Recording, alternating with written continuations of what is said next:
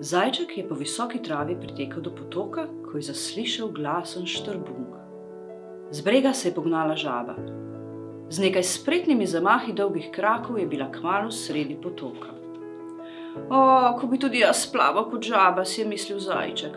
Kako bi čofotal, plaval bi žabico, kravljal, skakal bombico.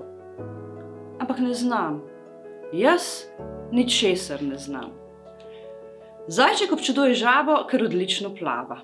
Vrana zavida zajčku, ker hitro teče. Polžek si želi leteti kot vrana. Pajek občuduje polžka, ker nosi svoj domek vedno s seboj. Žabi se zdi največji frajer pajek, ker se mu muhe kar same ujamejo v mrežo. In krog je sklenjen.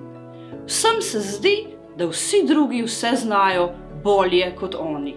Kaj znajo sami, pa ne vidijo.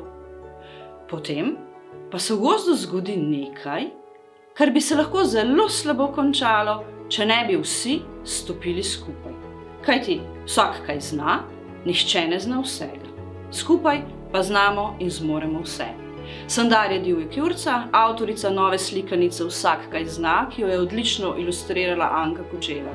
Vabim vas, da z otroki preberete to prijazno živalsko zgodbico in v časih, ki so zelo usmerjeni k dosežkom, k primerjanju, z otrokom poklepetate o tem, kaj vse že zna, kaj vse zmore, predvsem pa, kako pomembno je sodelovati z drugimi.